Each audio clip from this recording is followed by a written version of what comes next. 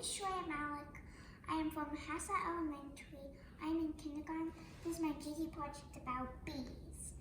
Did you know that there are about 20,000 species of bees in the world? Like about 4,000 of them live in the USA. These are some of the backyard bees that we have in Houston. A honeybee, a carpenter bee, a leafcutter, and a sweat bee. There are two types of bees, a social and solitary bees. Solitary bees like to be alone. They don't like to work together. They sometimes work together, but they work in very small groups. They just feed their larvae. Social bees, they like to work together and they live in groups called colonies. The bee colony is very organized. There are about 35,000 bees in one bee colony. There is three types of main bees. A queen, drone, and worker. There is only one queen in each hive. It is the largest bee. Its job is to mate with multiple drones and then lay eggs. She lays 1,000 eggs per day. After she starts laying lots of eggs, the workers push her out and get a new queen. Her lifespan is 2 to 5 years. The drone bee there is hundreds of drone bees in one hive. Its job is to mate with the queen. It does not work in the hive. Its lifespan is a few weeks. In the winter, the workers push out the drone bees because they eat too much honey, and at winter there's no flowers, so they need lots of honey so they can eat for the winter. Worker bees. There is thousands of worker bees in one hive. Its job is different for its age. Younger bees, they work as cell cleaners, nurse bees, and comb builders. The older bees work as scouts, guards, and foragers. Their lifespan is a few weeks in the summer. In the winter, they live longer because they just have to feed the larvae and get water.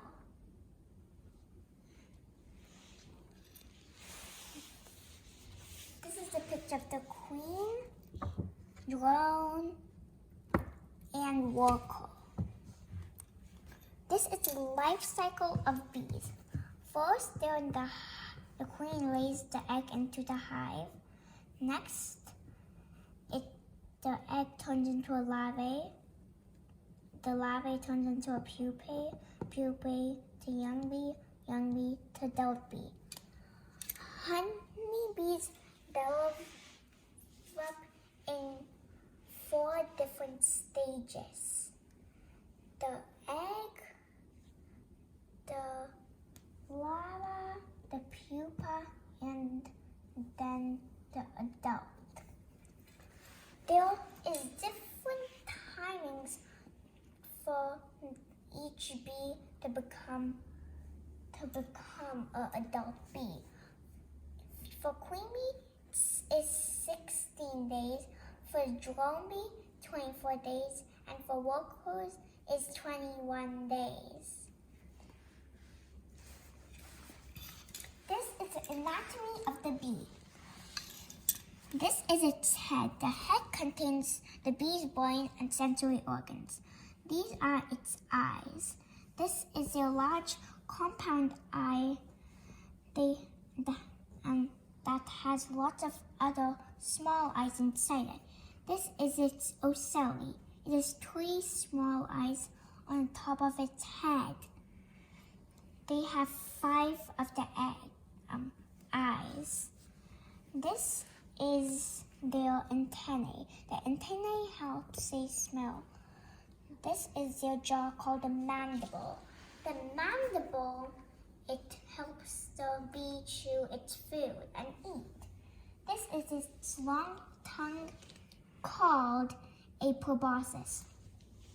The proboscis, it allows bees to drink nectar. It unrolls like a straw. They have 6 legs, 6 furry legs. This is their pollen press. The pollen press is on the back legs because they're the biggest ones. It is a pollen press because if they go to pollinate, some of the pollen gets stuck to their furry legs and it sticks to it, so then when it goes back to the hive, it has pollen. This is their stingle. The stingle contains a type of poison. This is a spiracle. There are tiny holes on the bee's body that helps them breathe. This is the abdomen. The abdomen, that's where they store their nectar to go home and then make the honey. This is their hind wings and their forewings that help the bee fly. This is their thorax, the middle part of its body. What does a bee eat? A bee eats nectar, pollen, and very ripe fruits. Nectar is a sticky, sugar-rich liquid that bees suck from flowers. It gives energy to them. It is carbs for bees. Pollen is a powder that is made by flowers. It is used to feed baby bees. It is protein for them. They also sometimes eat very ripe fruit. How do honeybees make honey? First, a worker bee goes to a flower. It uses its long tongue called a proboscis to suck nectar. It stores the nectar into its honey stomach. While it's flying back home, the abdomen is already working on digesting the nectar. When it gets back to the hive, it vomits the nectar into another bee's mouth. This process keeps going on like a game. Each worker bee adds more digestive juices to the nectar. At this point, all the nectar is still watery. The worker bees put the nectar into a cell. They flutter their wings over the cell, and then the heat in the hive gets hotter. So when the hive gets hotter, the water evaporates. Once all the water has evaporated, now the nectar is honey. The worker bees use their beeswax to cover the cell. Beeswax. Beeswax is used by bees to construct the honeycomb. The cells are used to store honey, pollen, and raise the young bees. This is how beeswax is made. First, your young bees are given the job to eat the honey. The sugar from the honey is excreted from the wax glands. The sugary liquid thickens and then is called called beeswax. The beeswax is clear in color, but when it mixes with pollen and bee glue, it turns yellow or brown. The beeswax, it needs to be strong enough to build a honeycomb. It cannot be too hard or too soft. The bees need to maintain the temperature in the hive. 7 pounds of honey is 1 pound of beeswax. That's why it is very precious. Why are honeycombs hexagonal? Hexagons are the most efficient shape. First, the hexagons use 11 squares. Also, triangles use 11 squares. But these ones hold more honey. They both have 11 squares of beeswax, but this one holds more honey. That's why honeycombs are hexagonal. Why and when do bees sting? The bees only sting if they're scared or angry.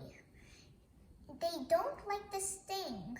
It actually kills them. The stinger rips off their body and takes on their abdomen. They die in a couple minutes after stinging. Only the queen can survive stinging. Predators of bees. These are some of the predators of bees: a hawk moth, bee eater, bald-faced hornet, robber fly, bear, bullfrog, ruby-throated hummingbird, and an owl. Those are some of the bees' predators. Did you know forager bees dance? The forager bees are the bees who go out and look for food. Forager bees dance to tell other bees where the flowers are. This is the round dance. The round dance says that flowers are close by. The flowers are within 30 yards. They also leave their smell on the flower to help the other forager bees look for the flowers. They also get the flower scent on their own self. This is the waggle dance. The waggle dance says, "Let me dry your mouth. The flowers are a little further away." The longer the waggle is, the more further the flowers are. Flowers and bees are best friends. Bees and flowers like each other. Bees like flowers because they get their food from them. The bees like colors like violet, yellow, white, and blue. They like shades that they can land on easily so they can get their pollen and nectar easily. If you plant native flowers, the bees will come. You should let your weeds and crops bloom if you can. Why do flowers like bees? Bees pollinate the flowers because of which they can grow fruits, seeds, and vegetables. What is pollination? Flowers provide nectar and pollen. The bees have furry legs. The pollen sticks to their furry legs, and when the bee goes to flower the flower, some of the pollen falls off. The pollen is going to flower, and the flowers need the pollen to grow their seeds, fruits, and vegetables. This transferring pollen is called pollination. Do you see this bee is pollinating the flower? The pollen is sticking to its furry legs at its pollen press. The bee is pollinating this flower. Why bees matter? Bees pollinate 1/3 of the food that humans eat. Bees pollinate 85% of the plants. Bees pollinate seeds, fruits, and nuts and berries for other insects, birds, and other animals to eat. Cows need bees because bees pollinate grass and alfalfa, which is fed to the cows, and the cows make milk, cheese, and beef, and we would have a shortage of milk, cheese, and beef without bees. Bees give us honey. Honey is not only used for eating, it is also used for medicines and beauty products. Beeswax is used in many products.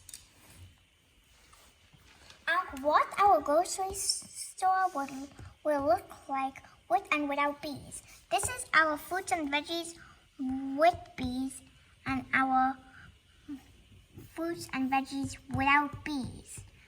We would lose many of our foods. This is our daily choices with bees and our daily choices without bees. We would lose a lot of our daily foods also. What harms the bees? Habitat loss. Humans are cutting down trees everywhere and replacing it with houses. This is causing habitat loss. The bees need those trees to build their hives. Food loss. Bees are now getting less food to eat because farmers are being greedy. They are cutting down the cover crops which bees need to have enough food to eat. They are replacing the cover crops with fruits and veggies. The bees need the cover crops like alfalfa and clovers to have enough food for a bee to eat. Diseases and pests.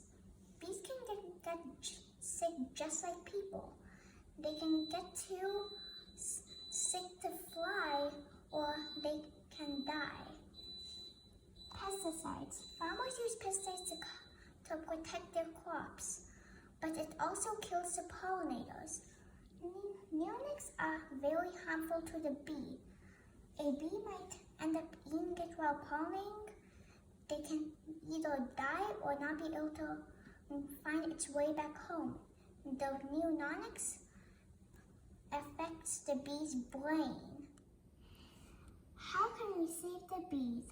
Plant more native flowers and fruit trees in your backyard that bees like. Don't use pesticides.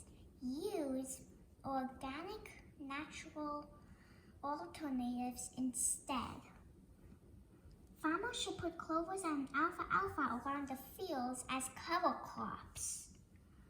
Buy organic produce because farmers don't use pesticides to grow them. Leave a bowl of water in your backyard and add twigs, moss, rocks, or mud so the bees have a landing place instead of drowning in the water. Do not add sugar. The bees will stop getting nectar and instead getting the sugar water. Build a little bee house in your backyard. Support your local beekeeper. They work hard to take care of their bees and hives. You can support them by buying their honey, wraps, beeswax candles, and beeswax soaps and lotions. I took a trip to a local beekeeper as a part of my GD project to learn more about bees. This is me sitting on a chair in front of the beekeeper store. This is the honeycomb that the bees build their hives on. It is hexagonal. This is how it looks inside. This is a smoker. The beekeepers use it to calm down the bees and put the bees to sleep when they're taking some honey. There is also some other flavors of honey here. This is how the honey looks when it's taken out of the hive. This is one of the beekeepers I met. She's explaining how the queen bee lays the eggs. This is me in the beekeeper suit. You can see behind me there's different shapes of beeswax candles. This is me with the hives, but the beekeepers, they don't take all the honey. They only take the one from the top boxes. Here, these are the lotions in this, and there's some wax candles here. There's some beeswax lotions and soaps here with a little picture on the side. These are some of those flavors that the beekeepers have. These are also those different flavors. These are two pictures we took in our front yard of bees pollinating flowers. This bee is sucking nectar from the flower. You can see its proboscis. This bee is you can see its pollen sac on its leg.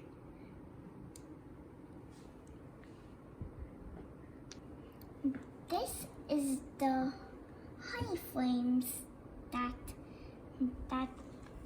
there is in this box. This is my sparkly golden folder that all my research is in. These are some of the bee facts. The practice of beekeeping is 4,500 years old. Ancient Egyptians used honey to heal wounds. It takes 12 bees their whole lifetime to make 1 teaspoon of honey. Honey doesn't expire because it has no water. Bacteria and yeast don't like it. Bees can't fly in rain. Bees can't see the color red. And bees don't have knees. The type of flower bees take nectar from determines the flavor of honey it makes. A queen bee doesn't die after stinging. Bees can't take slow movements.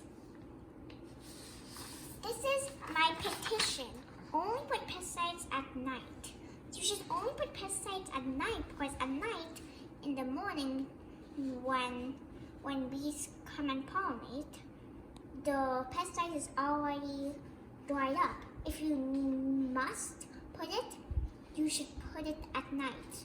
But you shouldn't even put neonics. These are some of my supporter signatures. One of our student teachers, Miss Mendez, my teacher, Miss Proch, Miss Fetner, Miss Michael, Miss Bieber, Miss Winteed, Miss Birch, Miss Cobb, Miss Majid, Miss Benson, and Miss Shaw.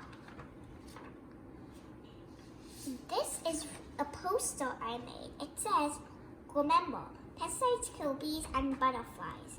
So this is a new farmer who's putting pesticide, neonics on this, and this part is showing a bee who was trying to pollinate, but it died. This beekeeper is saying, remember, pesticides kill bees and butterflies.